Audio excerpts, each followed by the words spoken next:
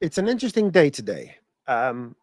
Besides the fact that it's Thursday and it's a Master Trainer, I went to see my son's Christmas play, and I had to park in haste at his school. There was not much space, and I beached my wife's car in snow because we have snow. And yesterday it was a bit warmer and everything melted, and today it was frozen. Anyhow, I managed to get it out on time. I'm here, screens are up, computers are working. So everything is great. We have some great questions. If anyone in the audience can give me their own ideas. I had no shovel, I had no grit, I had no sand. So I just deflated the tires a bit and used my hands to move some snow. And yeah, I'm here, you know.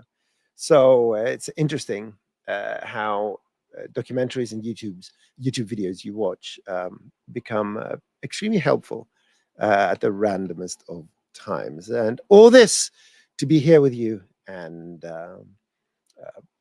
be part of the show. So please let me know if you can hear me. When you know, you know, you know. Exactly. There you go. So it's interesting.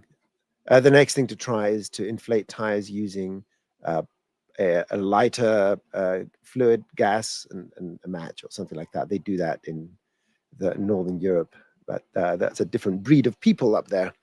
Excellent. So today, what I'm going to do today is I'm going to start from the questions we got on the online form. There have been some very interesting ones. And at the same time, I'm going to I'm going to post a link here. I'm going to post it in the chat, and I'm going to put it in a banner as well. Oh, I didn't. I'm going to put it in a banner as well. So I'm going to paste this link in a banner. So add banner. Let me show it. There you go. So this is the banner, and I'm going to put it in the comments. So let me just paste it so everyone has it. This is the link. Oh, this is the quick tips link. Okay.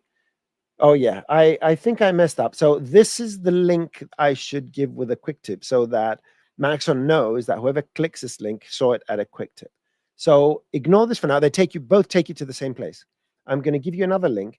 It's very helpful for me if you use the appropriate links so that I can measure, right? So this is it. Let me see. As a trainer project. There you go. It's exactly the same folder, exactly the same destination. Only this link over here allows us to know how many people go to that download link from this show or from the quick tips and so forth. And it allows us to steer our resources where most people's eyes are on and interest lies within. Okay, so I haven't uploaded any of today's files. You will see several Master Trainers and some projects that my very generous colleagues are giving out. Donovan, Ellie, and that Noseman, pesky character, and his experiments, and the quick tips, of course. So today we're going to have a whole folder of things. Anyway, without further ado, I just want to remind you that in the chat, please preface any question with capitalized question, because it makes it much easier for me to distinguish that it's a question and not just a comment or a compliment or something like that. I get a lot of those, you know. It's you know, sometimes it becomes overwhelming. It doesn't. I just had to say that. But someone told me that about modesty. That word, I don't know what it means. Good. So let's get rolling. I am going to share. Well, let me put my Cinema 4D page up and let me share that screen. Let's go with a full screen. I'm going to go for the full screen, and there it is. That's the full screen. Excellent. So in no specific order, what I'm going to start with today is a question about someone saw something someone did on using Blender nodes where you can morph one object to another. Okay. And it was an interesting tutorial. It had its own little style. And I thought, and the question was, oh, can you do this in C nodes? And yeah, of course, you can do this in C nodes. So it's a bit of a hacky method in the sense that topologically, it's an extremely dirty way of morphing objects, because you don't have exactly the same topology from one to the other. So you get collapsing polygons and all that. But the question wasn't, is it correct?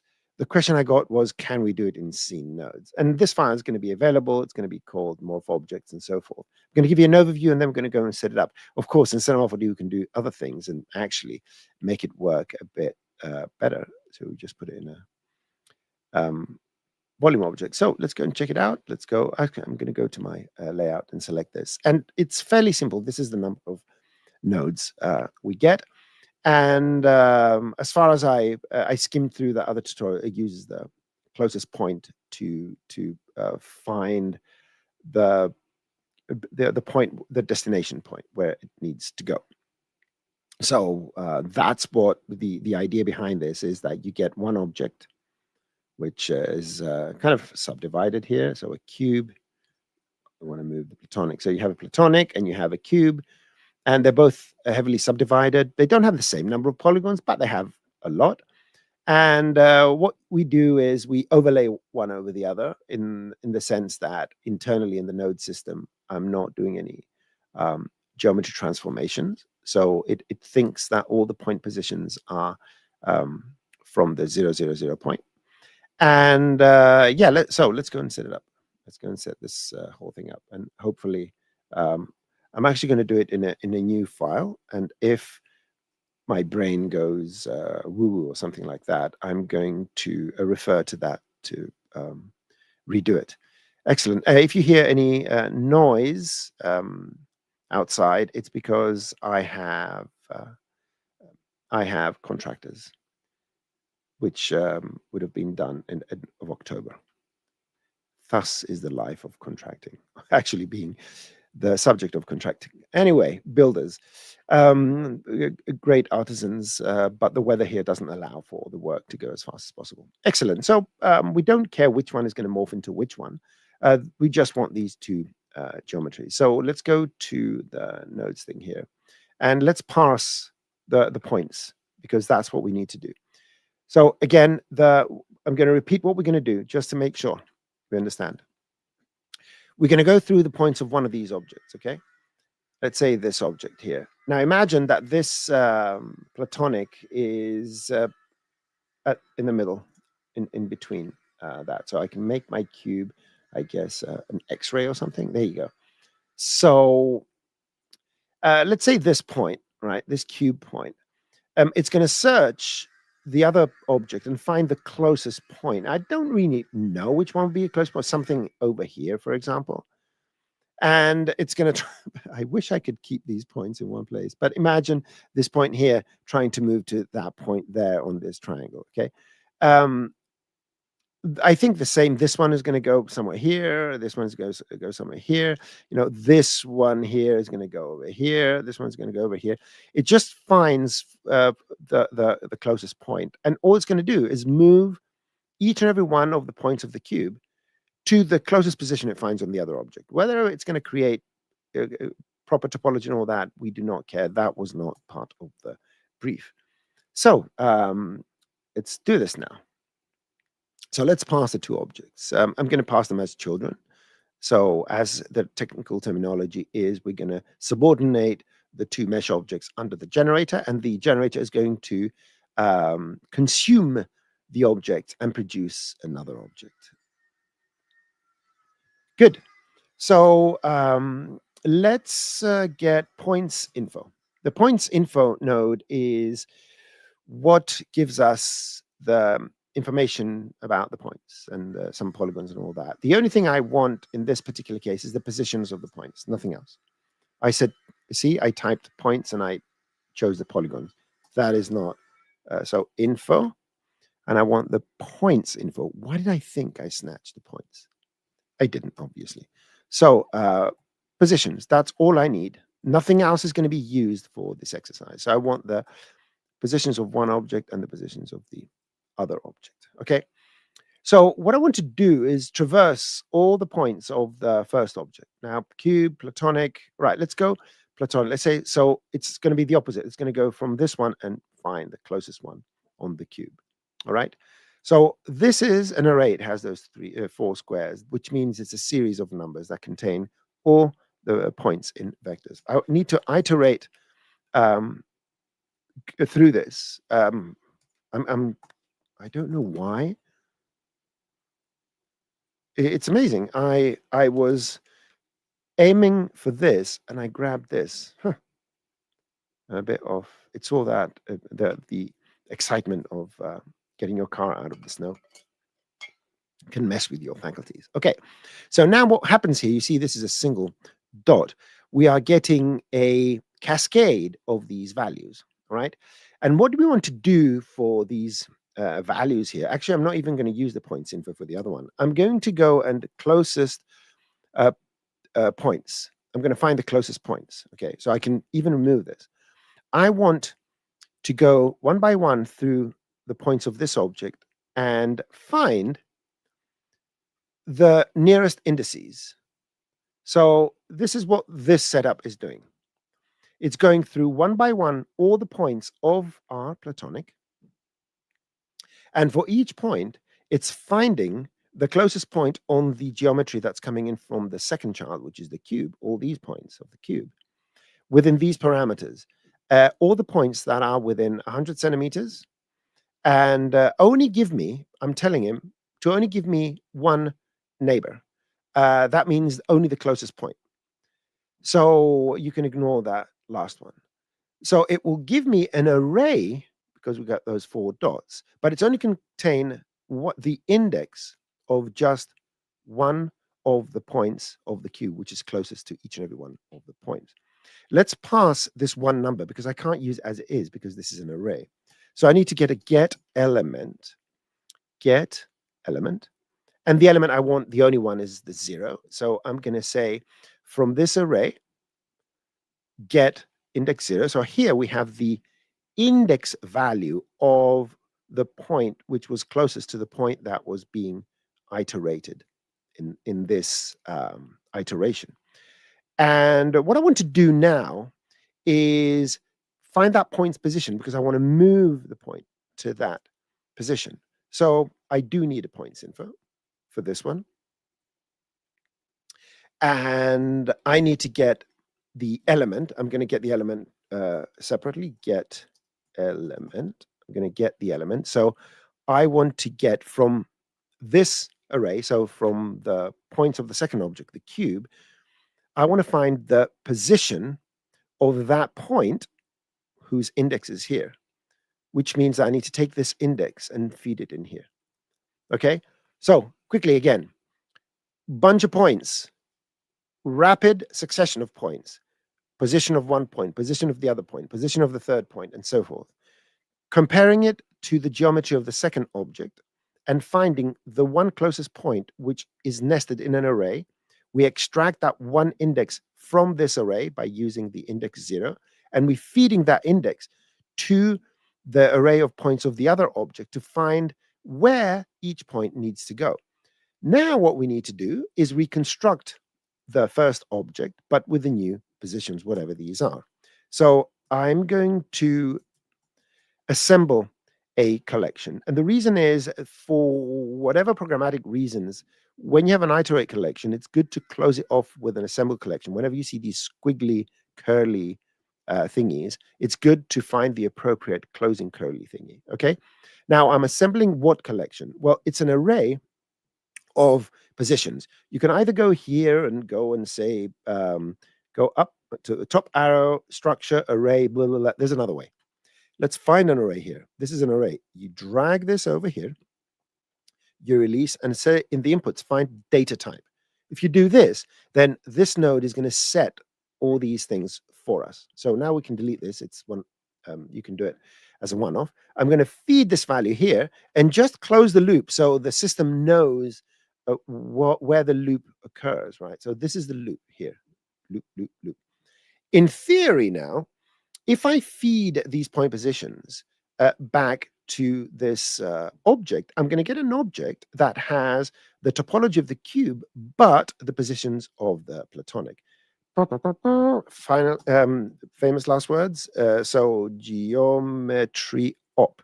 geometry.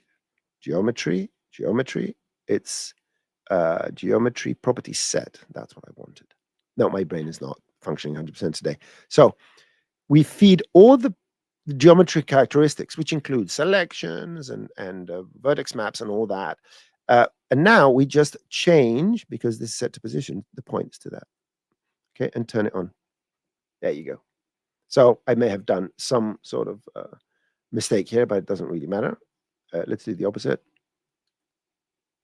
Yeah, you can put the cube first and platonic second and all that. And you can see now that we have converted the cube into some sort of topology of the platonic. Now, the question is, how do we create the morph? Well, morphing these two is finding for each point a position between its original position, which comes out here, and the new position, which comes here. So what I can do, I can blend these. What is called, I think it's a lerp in blueprints and stuff like that. I need to mix this and this value coming from here. So there's a value coming from here, and there's a value coming from here. I want to mix these. So what I'm going to do is get a mix node, tell it to mix vectors, put the original position here, put the new position here, and now put this in here. So now I'm going to morph it. There we go. You can do whatever we want. So that's how we do things. The file is going to be available. I'm going to check out any questions. Yeah, I've set this up already. And this is, you know, we spend so much time doing this, and then you click on a button and, oh no, I threw it away. I have a copy.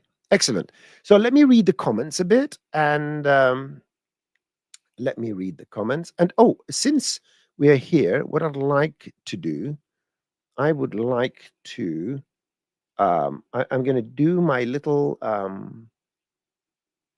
want my nodes, and click this, just to make sure that my very good friend and mentor, Dr. Sassy, has a little photo for us here. I'm going to put this because, you know, nodes, that's what we do today. I'm going to move so my face is a bit visible in the thing. There we go. That's our thumbnail moment. Fantastic. Good. So let me go to maximum screen. I think something like this. And I'm going to read some of your questions. I should put my face here when I'm reading questions. My name is, can I push this down? No, it's rock solid. Can't push it down. Okay. Let's go. I read a question fleeting. Okay, let's see. Let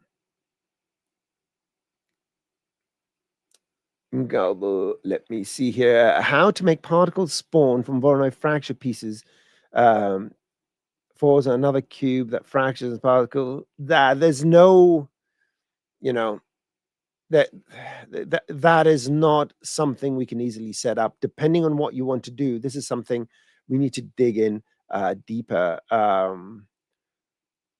Yeah, I need to think about that. That is something that will be more of a compound setup that does many things. We don't have an automatic way of doing that. I'm going to mark this comment. Okay.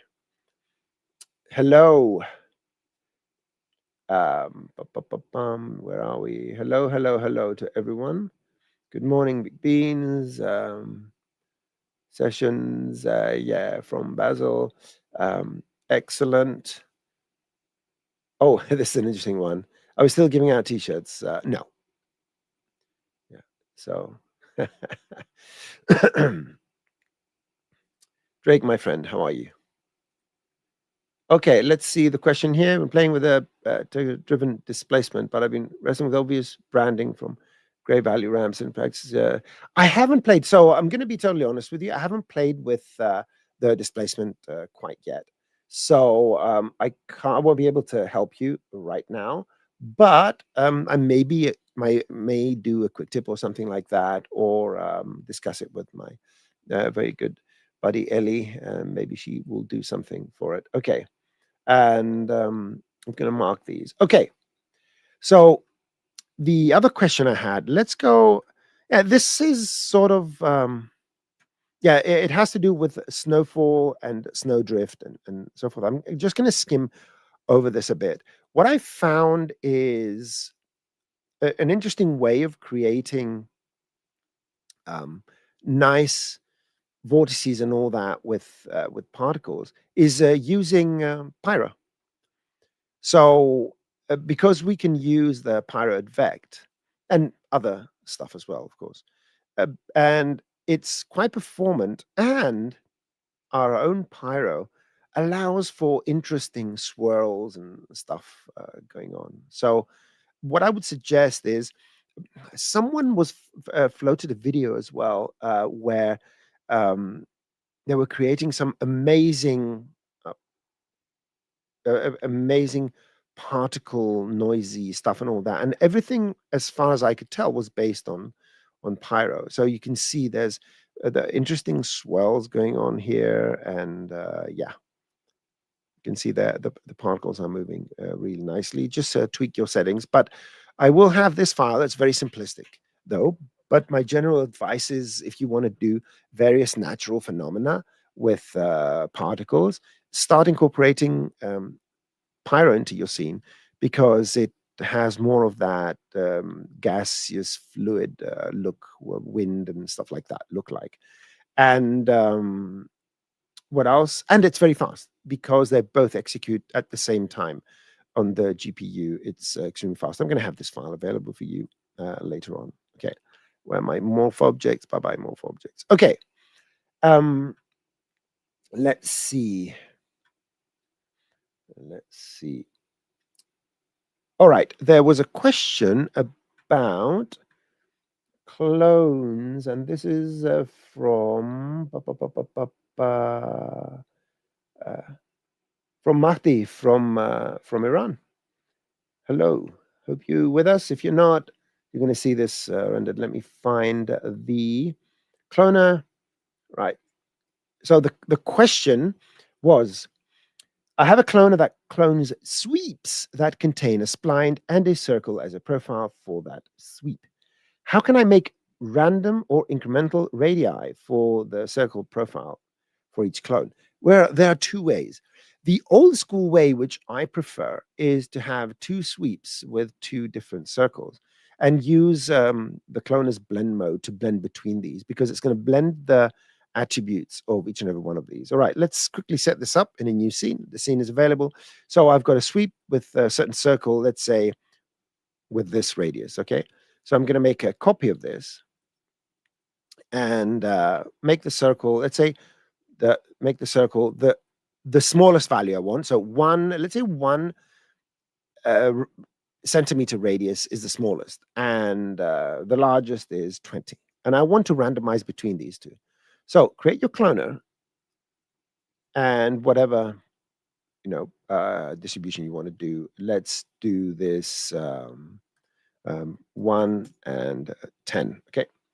So in the Z. And of course, the default mode is iterate. So it goes one other, one other, one other. If you set this to blend, you'll see they sort of blend between each other.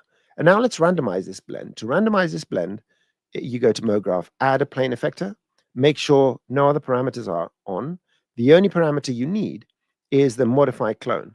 So now the effector is in charge of creating the blend values. And the blend values for all the hierarchy is only the values that change. So as long as these numbers and these numbers are the same, and these numbers and these numbers are the same, the only thing that's going to blend is the radius of the circle. Now, this means that you can do this with other parameters as well, the n scale and whatnot. So you can do all sorts of weird little tricks. But now, with our effector being in charge of the thickness, what I'm going to do is go to fields and add a random field. And that's it. That's all you need to do. This random field now controls the radii of these things. And if you want to just make sure that it's you can tell the difference, there it is. And you're going to get random numbers between 1 centimeter and 80 centimeters. And the file is available for you to use. So this is how you would do this. Fantastic. Again, I haven't uploaded the files. I'll upload them when I'm done, just in case I want to modify something or save something else, and so forth. Okay. Jess, what's up? Thank you very much for your wishes. I hope you have a Merry Christmas or Happy Hanukkah or anything people like to rejoice around, and yeah, enjoy the festive season. What else do we have here? Oh yeah, let's go to the other question. So we did this, Cloner. So we're going to talk about this. This is an interesting one. I'm kind of leaving it towards the end because it's nice. Okay. Okay, this is an interesting one. So somebody has a templated um, project, something like a lower thirds. Template projects is when you have lower thirds and you want your text always to fall within a certain scale, and no matter what you write here. So if you write a beautiful word, for example, Noseman, it's this big, and if you write Mosman, see, there's a big difference. It's still that, or hello there, everyone, and you just do this. Everything fits here, and the simplest way is using a Nodes modifier. Now, because the motext object here, and let me get rid of my face. There we go. So because the motext object is multiple objects, you can see all the dots here and all that. Feeding it directly to this takes every letter and makes it that bounding box. That's why the lowercase l, the L's are massive. But this is an interesting exercise, right? You know, each letter has a bounding box of 100.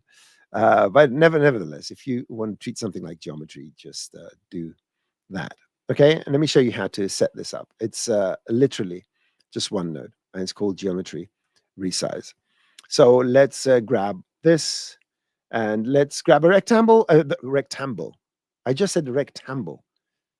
You know something? I'm gonna rename this to rectangle.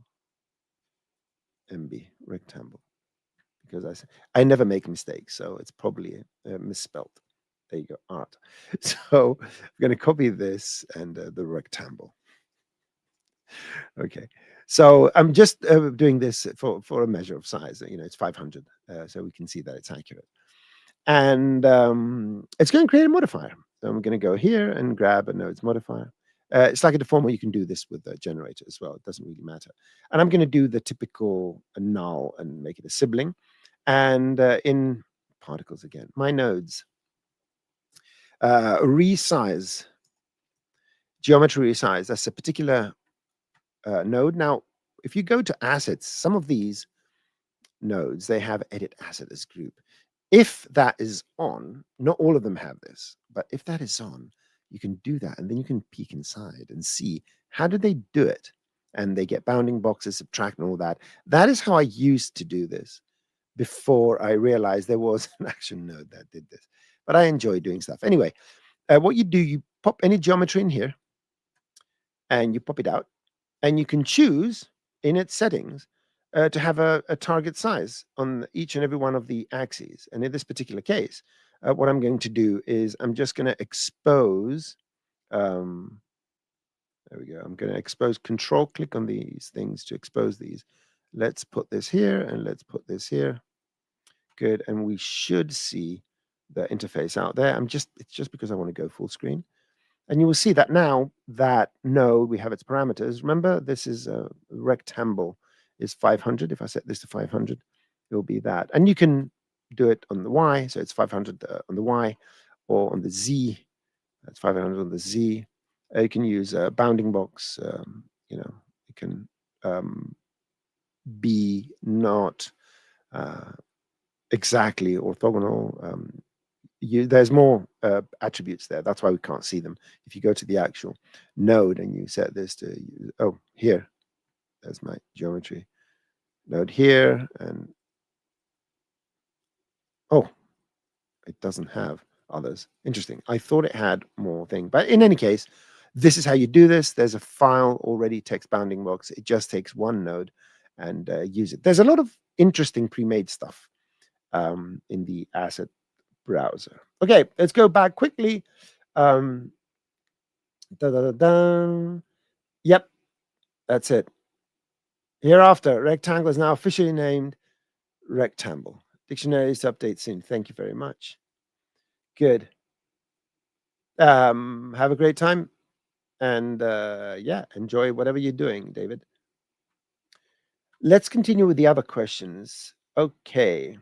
Now, there's a question about, I do get this question quite a few times about liquids and stuff like that. The questions are, how can I make crown splashes that are continuous? And how can I make string, where the liquid doesn't break? Our liquid system and our meshing cannot handle that out of the box. You do need to do a very specific setup in order to achieve something like that. That would be trace a line, add it to the mesher, do something like that.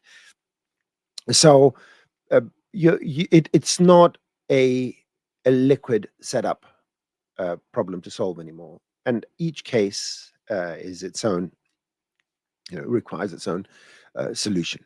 So yeah, sometimes it's even better to not deal at all with liquids under certain situations. For example, if you're doing drops that go down a bottle, it's much more convenient and better looking if you do it using other methods like MoGraph, and then a couple of drops, you hand animate them and stuff like that. The fact that something physically is a liquid and we want to make something look like liquid doesn't mean that we should use a liquid solver, right? Okay, let's go back to the screens. There we go, on the other side now, but still that thing. Okay. Oh yeah, what was that noise? Aliens abducting. Let's see this. That's my microphone. It's like a guitar. I've got a spring. Yeah. Yeah, everything is nice and musical and temperamental around here, just like myself. Okay. Oh, this is an interesting question. So if anyone's wondering, because I've had this question a few times. So in the simulate, I think it's a liquid filamenter, you will see in the properties and the color, there's an along. This is not, yeah, this is not correct. Okay. So ignore it for now. It's a bug. Right, let's get rid of that. Okay. Let's see. What do we have here? Templated. Yep. All right now. There was a question about how to transfer a texture to a new UV set.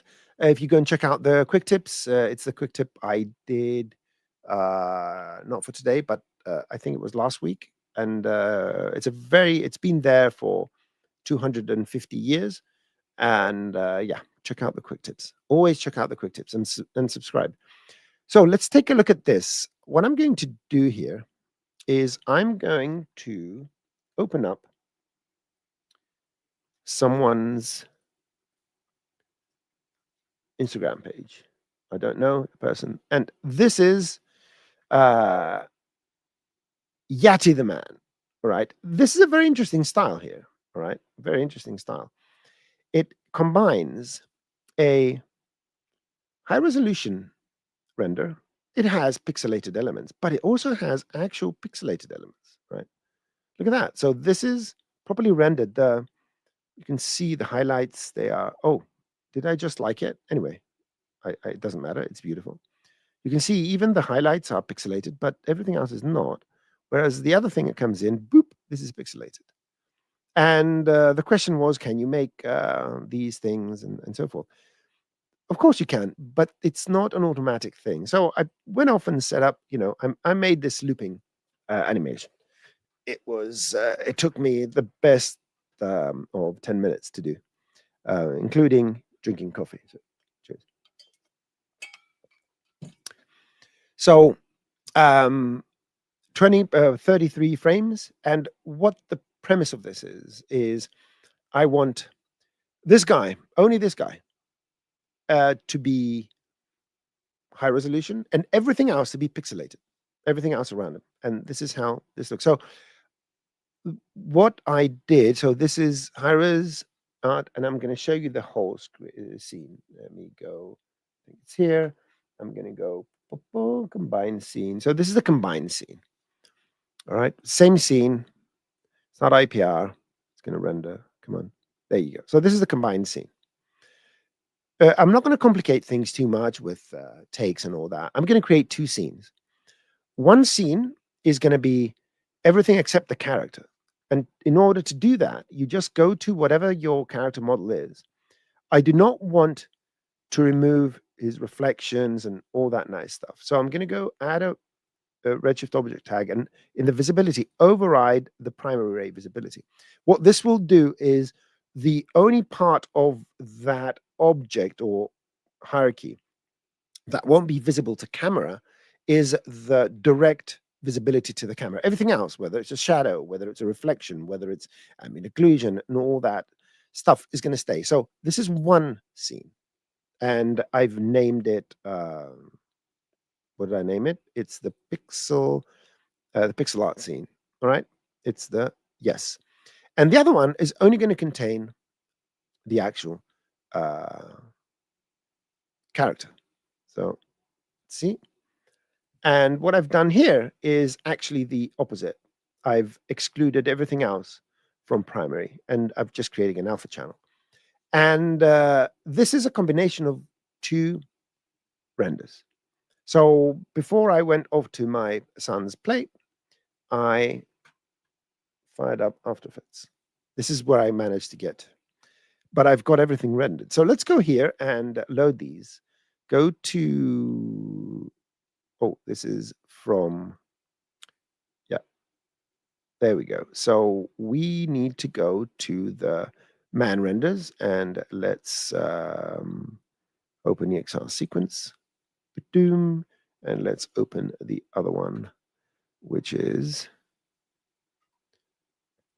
pixelated renders. Now they're both the same resolution, right? So there's not much difference. And I'm going to take this high-res man and create a composition. We should see, there you go. Right. So here's our high-res portion, all right? Now, there are a couple of things we can do.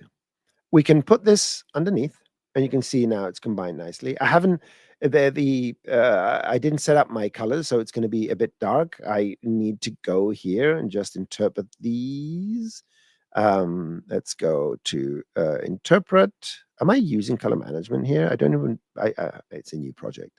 Probably I'm not using any project settings.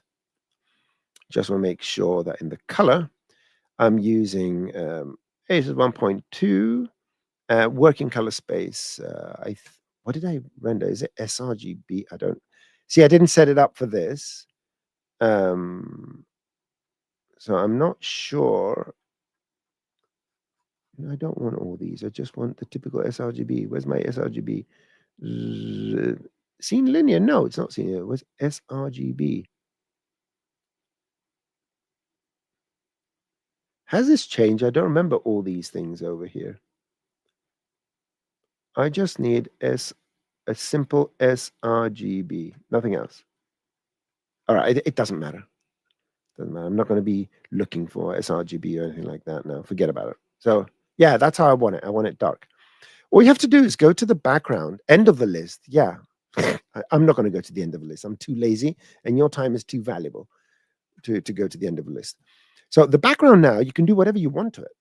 So as far as I'm concerned, if there is anything pixelate, is there any pixelation thing, pixel motion blur, pixely poly? What I was going to do, actually, I was going to do something else.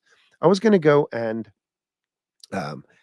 create a pre-comp that was much smaller and then bring it here and blow it up, because you can do that as well. So I can take, let's remove this. You can go to the pixel renders. Okay, there you go. And this is where my car is. And what I'm going to do to this is tell this composition to be 128 by 72 pixels. Good.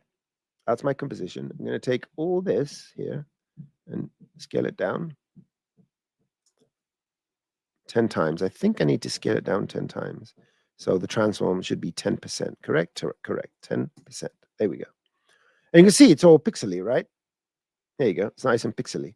Now, I'm not absolutely sure where. I think this is the button. I do not want, there you go. There are my real pixels. Those are my real pixels. That's what I want to do. Okay. So now I have this very low resolution pre-comp. So I can go to my high-res man and get the pixel render, put it underneath, and just scale it up. And there you go. Now you have pixels and whatnot. There you go, pixelated. There you go. That's it. So you have a combination of these two things, and all you need to do is just composite them properly. So this would be the Mosaic. Thank you, Sorab. Yeah, contact me. Maybe we should bring you on the show one day. That is something I'm planning for 2026 to see if we can get some of you on the show, talk about your work, talk about your experiences, tell everyone what a genius I am and how I changed your life and all that. You know, what people usually say on the red carpet. Good. So there you go. That is how you do this. It's not rocket science. All you need to have to do is think of some, creative way of compositing stuff. Excellent. If you hear banging, that is the contractors banging on my wall. Fantastic. So I'm going to try the mosaic thing because that's what my friend Sora said. So this is the pixels. There we go. And let's go mosaic. Mosaic with a C. Woohoo!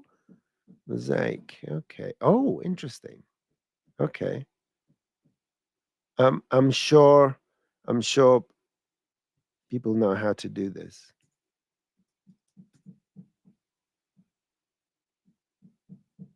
And yeah, I can go and select something, I assume. Anyhow, doesn't matter.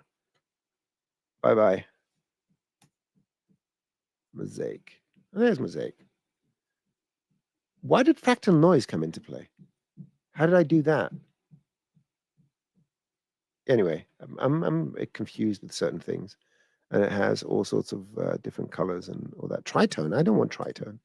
There you go. That's it. Mosaic. Weird things are happening today. I don't understand. Maybe I'm just mishitting things. Okay. So that is the solution for this. The file is going to be available anyway for anyone that wants to use the 3 scenes and play around and have some fun. And the text bounding box. Okay, let me see if I had any questions. Then I'm going to hit the comments. Okay. Okay. Did that. We did that. We went through pretty much everything. I'm very excited. Everything from the form. Clone sweep, MoGraph objects, just so that you know. Oh, I didn't save my After Effects project. So I'm going to save this so that you can have direct access because I've got the everything. All right, good. Boom, bye. Bye After Effects.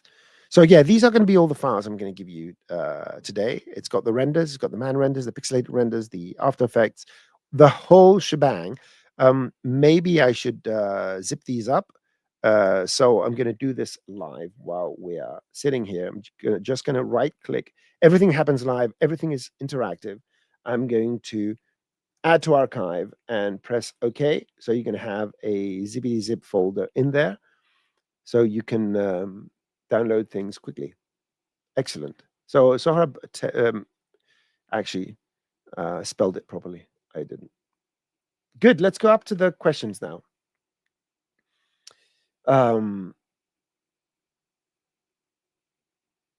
Let's see this. Let's see if we can. So Matt Paint. Good one. Matt Paint. Last episode, you shared a way to bake a normal tag into a fong. Is there a way to bake normals from 2 identical objects with different topology? Bake normals, a fix maybe to CAD surface normal issues. I do not know. This is something either through the form or through Twitter, let me Twixer, whatever you call that thing. This is me on X, Twitter, and so forth. I'm a bit. What I wanted to do is make sure that we can have somewhere where we can discuss these things, some sort of server, some place. If you go on Discord, you will find at least 2 Cinema 4D related Discord servers. One, I think it's very aptly named Cinema 4D. Let me see. It's called Cinema space 4D, capital D. So I am starting to frequent those spaces now, alongside very good friends, colleagues, and a plethora of very helpful and extremely smart individuals, selfless and everything else. So, and cool people. Anyway, so for questions like that, where are we again? Where's my comments? There they are. That's another one. Wrong question. There it is. This will be an interesting case for what the 2 files, the one that's normal and the one that's okay, and the one that's broken.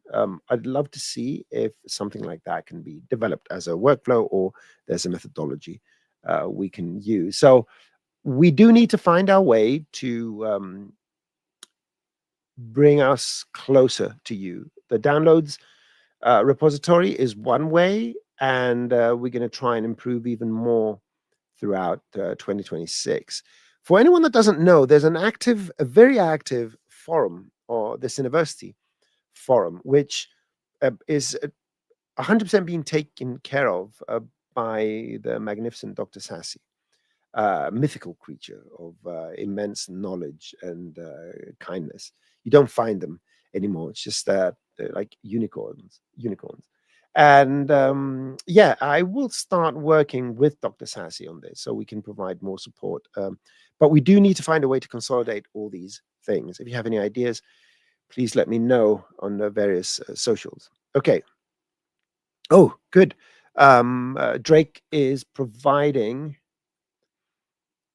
link for the C4D procedural channel. That's an extremely interesting one with very, very smart people with very large heads. So that's one of the 2 I frequent. Okay, where was I now? The questions, that was where I was. Say, for previous versions of AE, can you open the newest ones? If you have a problem, let me know and I'll send you a file directly. Don't be shy. Okay, let me see. There was a question here. Let's see this one. Yeah, there was no link for some odd reason. Let me see if I can C4D procedural. How do we get a link? Do I just get this whole number here? Give me a second. Sorry for the delay. I'm just going to see if that is the link, or is that a personalized link? I have no idea. Okay, it appears if someone has a more official thing. Anyway, we'll let you know. I'm getting a bit confused. I don't really know how Discord works other than replying to people and all that. I want to make sure that it's the correct link I'm gonna give you. Okay, how can I transfer the position data of the object inside a cloner? Inside a cloner to After Effects. Have you tried Cineware? Okay, let's take a look. I'm going to show you something about After Effects, which is quite interesting. So let me go to the full screen and let's create something. So I'm going to create a cloner and I'm going to make cubes. I'm going to animate the cubes. I want to remember if this works. That's what I'm trying to do now. So this is just an exercise for me. So they go up and down, all right? So let's go with 20 frames. 20 frames, 20 frames, 20 frames. That's it. That's good. I'm going to go to the cloner. I'm going to right-click go to Cineware from the render tags. Okay, and activate children. All right. So the cloner is, let's say, 50 and 50 and 50. It doesn't matter. Whatever, you can create a solid and all that. What I'm going to do now is let's go and save this. All right. So I'm going to go very quickly and save it in today's folder. Okay, here we are. And I'm going to name it. MoGraph Cubes for AE. I mean, why am I saving it there? I am. And let's open After Effects now, again, for the nth time. Cheers to everyone, having some water, so that you know I'm still here. Good, I've got After Effects open. So, I don't remember if I did an update. Let me go and import that file. Okay, let me just go to my quick access, today's folder, and I'm just going to load the MoGraph cubes for AE. Import. Importing selected items. Am I using? It may fail because I've got my Cinema 4D in custom installation folder. So I'm going to try another thing if the Cineware thing doesn't work. Oh, here it is. Okay. So let's drop it on here. There we go. So are we going to see any cubes? I'm not even sure what we're going to see here. There we go. We see cubes and they're moving. So now I think you need to extract, and there are your nulls. And they're, ooh, nulls are not moving. I think I need to cache them. So cache, right? It says cache simulation. Let's see if it works with MoGraph as well. Ooh, interesting. I would expect these to move. So I'm going to try something else. Interesting. I haven't played with Cinema for After Effects for a while, and there are maybe some nuances here which I have forgotten. So let's go back to Cinema 4D here, and we got all of these. Let's see if a MoGraph cache is going to work. So MoGraph cache, and let's bake all this. Right, so everything is moving. Let's save. Let's go back to After Effects and see if this works. So let's drag this in here. And do I need to reload? Right, let's, whatever. I'm pressing all the buttons. Extract. Okay. I need to look into this. See, this is an interesting thing. The other method, there's a secondary method, which I don't know if it's going to work, but I'm going to try it anyway. So let me go to projects. Let me remove this. Delete, and we can remove everything. Doesn't matter. Delete and delete. So from Cinema 4D, and this is the old school method, for whatever reasons I prefer it. So in the render tab here, just in case you didn't know, when you go to the save, you save your sequence, whatever those images are going to be. Let's say an MP4, and let's just do AE, a simple render. Okay, MP4. Let's go all frames because that's what we're going to do, and very quickly render this. But what I'm going to do in the save is down here, it says compositing project file.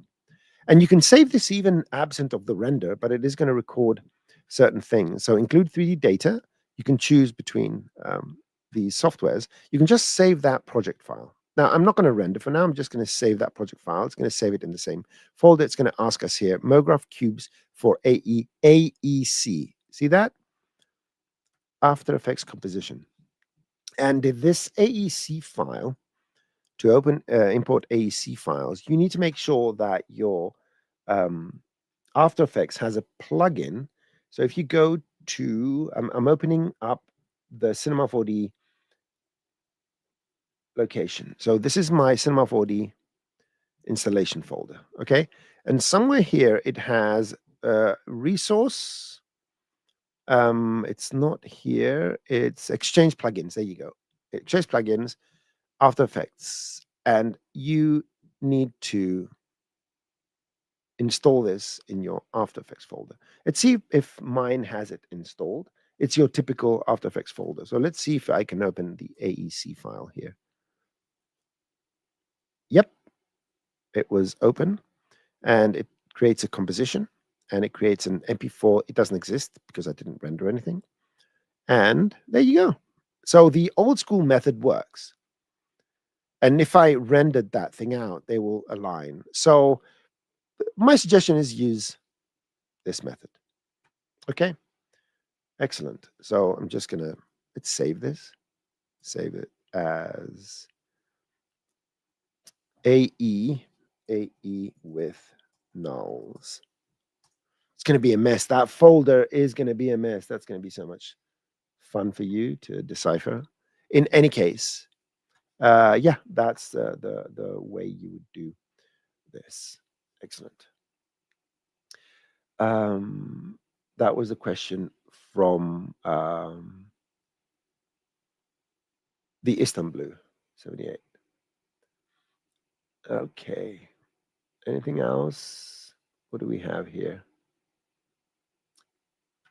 Invite. Okay, I think users can't paste the link live. Yeah, invite.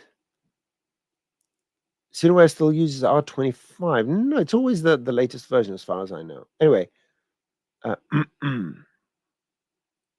let's see this, which is going to be the last question for today. Before a few updates ago, it was possible to left click while having an object selected. Press connect objects and delete, and the object coordinates will all reset to 0.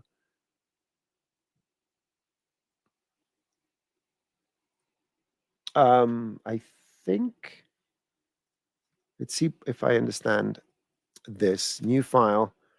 You have, let's say we have 3 objects here, 1, 2, and 3. And I've got all these selected. If you do current state to object, so current state to object, no, connect objects and delete. Sorry about that. Connect objects and delete. The center remains where the average was, right? So if you go here and do connect objects and delete, it's the same average. I think that if you click on this, that little arrow, let's see if this is going to do the same current state. Sorry, connect objects and delete. No, there's a control, I think. There's a now connect objects and delete. If I press control, no. There was something someone did. Is it Alt, connect objects and delete? There you go. Alt. And it uses the last object's position. So let's see if it works with this. I'm going to select this and right click, connect object and delete, press Alt. No, it goes, so it uses the position of the last object as an axis if you press Alt. Maybe there's a thing with a shift. Right click, connect object and delete, shift. No. So the Alt does something. Anyhow, it could be in the documentation. And they would all reset to 0. I do not know. I do not know how to interpret that. Connect object, yeah, that's different. Yeah. Yeah, the connect object is a different situation. What I would say is that using a connect object actually, although it takes a couple more clicks, it does allow you to move the connect object, so to speak, wherever you want, right? So maybe I want to move this at the top of that cube or something. I want to grab this and move it. Let's say before I parent it, I'm just going to move this. Oh, come on. I want to move this somewhere. I'm going to, there you go. Let's say this is the point I want to have a center, or this is the point. The connect object will retain that as the center of the axis. So I love the connect object for that reason. And yeah, that's what I have to say. Okay. Let me do a quick little housekeeping exercise here. And right, I'm going to do just continuation. In the coordinates menu of those 3 cubes, they all still have values as before they went to 0. Sorry, I'm having a difficulty understanding. So they have coordinates here, right? They have, each of them has coordinates. But if you do a current state, connect objects and delete, then you just get the average of the 3 selections, unless you press Alt. Yeah, if you go to the form, if you send me or contact me on Twitter, I'll be able. I don't know. It's probably a bit of brain fog today, so I apologize for not being able to respond directly. So what I'm going to do in the when the show is done, just a few minutes after it's done, I'm going to upload to the links, and it's not the quick tips, as you remember, it was a different one. And go to that link. I'm going to copy and paste it again. Not quick tips, but the other one. There you go. So it's this one over here. Master Trainer projects, and excellent. And let me just quickly go and paste it as well, so you can have it. Or copy link. I want to paste it in the comments again, so it should be pasted here. Master Trainer projects, and it will take you to this page over here, and then we're going to have the new Ask the Trainer. Also, don't forget to go and ask your questions, and go to this page. This is a hub page where it's going to take you to all sorts of other places of interest. You have the various Maxon events that are going on, whether they're online or in person. You will find Maxon Training Team links. All the videos are hosted after they are shown live on Maxon Training Team YouTube channel and the Maxon YouTube channel. I think we're going to change that, and soon we are only going to have the shows both live and hosted on one channel. There's no reason to have 2 channels. Everything is much easier that way. Of course, do yourselves a favor and go and check out the amazing stuff that people are doing in ZBrush, including our fantastic trainers, Ian, Paul, and Rodolfo, and Daisuke, and so many other amazing trainers we have. And of course, don't forget to go to Cineversity, where the latest and best tutorials are, especially the ones I make. Don't forget to watch those. In any case, let's go back to this. I think I really hope that you enjoyed this. If anything, the only 2025 was a significant year for me, because it was the latest year I was revolving around the sun. So I guess 2026 is going to be even better, because it's going to be the last year, the latest year. So yeah, keep spinning around our local energy provider, the sun. Keep learning. Stay positive. Happy New Year to everyone. And yeah, share ideas about how would you like things to be done. And of course, in 5 minutes, you're going to have your upload folder all ready with everything I did. So thank you very much. Did I miss the shirts? Okay, let me. We need to bring some people. Switch Media Tube. I need to bring you back to reality. We do not give T-shirts anymore. I'm very sorry. In any case, Happy New Year to everyone. Thank you very much for a wonderful year. I always enjoy being in your company. Take care, everyone. Let me now find. It's the usual thing. I need to go and find the media assets, and there's some end video. There we go. Found it. Toodaloo.